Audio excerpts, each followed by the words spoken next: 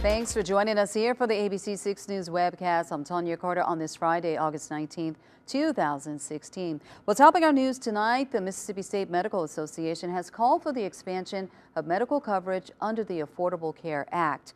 Mississippi remains one of the 19 states that have not expanded Medicare coverage for the working poor, as called for by the ACA, which is more commonly known as Obamacare. Governor Phil Bryant opposes Medicare expansion because he fears it will weigh heavily on the state's already fraught budget.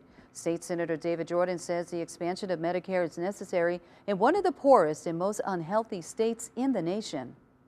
We got to have somebody in the leadership that have enough compassion to care about the rock bottom poor people. And the poorest people in this state are in the Mississippi Delta. And among all, you got 300,000 out there who don't have any insurance at all.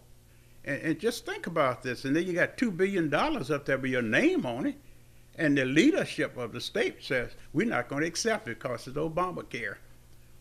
What kind of sense does that make to a hungry or poor person or a sick person? At MSMA's annual meeting, the issue proved to be contentious and politically charged. The words Medicare expansion were carefully avoided to not close off relations with state leaders who do not support Obamacare. Meanwhile, a grant hopes to change the health of Mississippians. Riley Hale explains.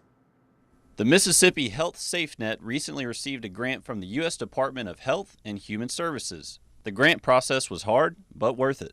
It was very competitive. It was a nationwide solicitation, and so we're quite proud of the fact that we got this $625,000 for 3 times 3 years. Funds will go to 19 agencies across the state, 10 of those located in the Delta. Healthy People 2020 is a government-funded organization to help improve the health of people across the country. Grant funds will go towards achieving the goals of the organization.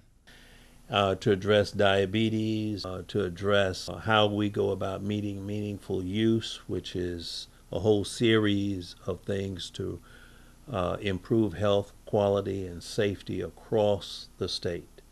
Fairman hopes these new funds will help change the perception of Mississippi. I think that this is the beginning, or one of the beginnings, of us trying to move the needle of the state away from always being talked about at the bottom or the worst with health outcomes. And to this end, the more we know about best practices across the state in real time, because that's what this electronic Health SafeNet allows us to do. In Mount Bayou, I'm Riley Hale.